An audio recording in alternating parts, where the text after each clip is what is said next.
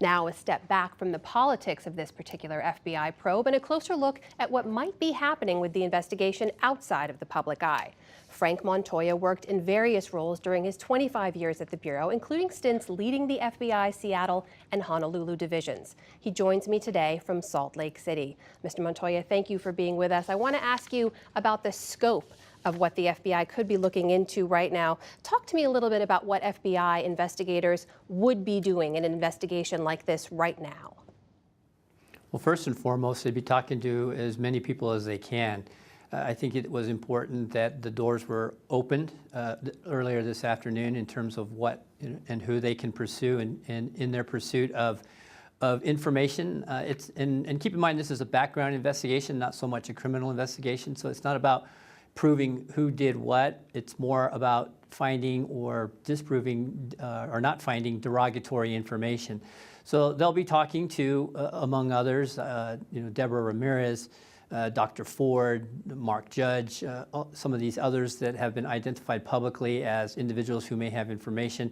It could also extend to individuals who are former classmates at Yale who can talk about more than just potential sexual assaults, but his drinking habits, his other kinds of behaviors, perhaps when he had drank too much. So there are a lot of people that they can talk to, and those people can tell them about others that they can then follow up with. You mentioned that word derogatory. Explain to me the significance of that in terms of what kind of questions the FBI investigators are asking when they talk to these people.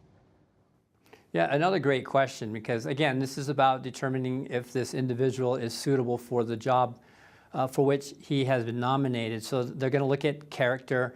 They're going to look at associations. They're going to look at his reputation, loyalty to the United States, not to an individual, biases or potential biases, ability to do the job, and then, of course, financial abilities, alcohol and drug abuse, potential for alcohol and drug abuse.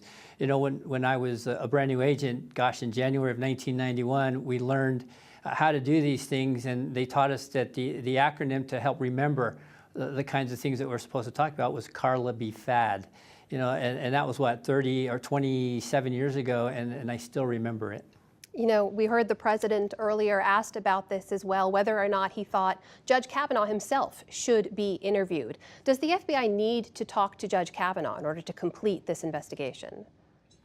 Another great question, and whether it's Kavanaugh or it's Dr. Ford, there's all kinds of publicly available testimony that can be reviewed for potential lead information. But again, I think this is really about determining whether or not there is more derogatory information out there.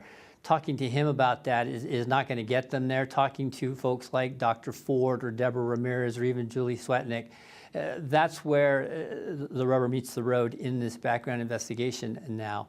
Another thing that I would add is that, if somebody has information and they haven't been spoken to yet, that they are by all means free to call the FBI or to go to the local field office and provide that information. Anything and everything about this matter will be considered and reported.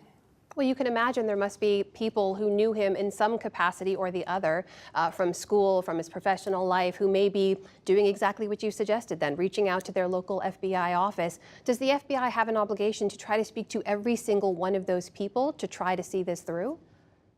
Well, and that's a big challenge in this particular investigation because they are on a time crunch. They have 7 days, so they're pretty limited in terms of what they can do. They have the resources to do it, but there's been a lot of talk about how this is the 7th background investigation that Kavanaugh has faced.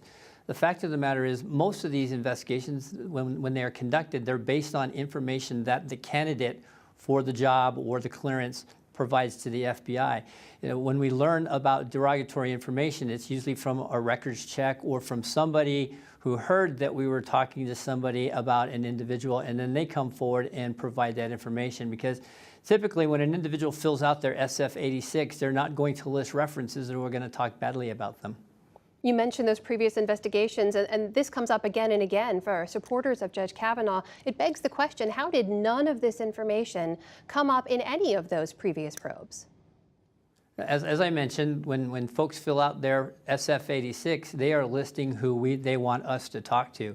And so when something like this comes up, it usually is in the manner in which these allegations did arise. It's typically not after so much time has transpired. But I would also point out that in the vast majority of our investigations, whether they are, well, our background investigations, whether they are for, an agent or a prospective agent who wants to join the organization or a federal judge, that they don't usually have this kind of profile. They aren't broadcast to the entire nation, the whole world for that matter. And so in this respect, I mean, we're talking about a seat on the Supreme Court of the United States. It's not surprising that something like this would come out even as long after it did. I think that it's actually good that it did come out, because if we're going to put this individual on the Supreme Court, we need to know that they have the kind of character, the kind of background that supports that position. There's also the question of temperament in terms of how they react to the kinds of criticisms that we have seen. We expect our judges to be objective, to be able to be above the fray, so to speak. And so this is all, I think, in the end, as difficult as it has been, it's also healthy for our system. Frank Montoya, thank you for your time. Thank you.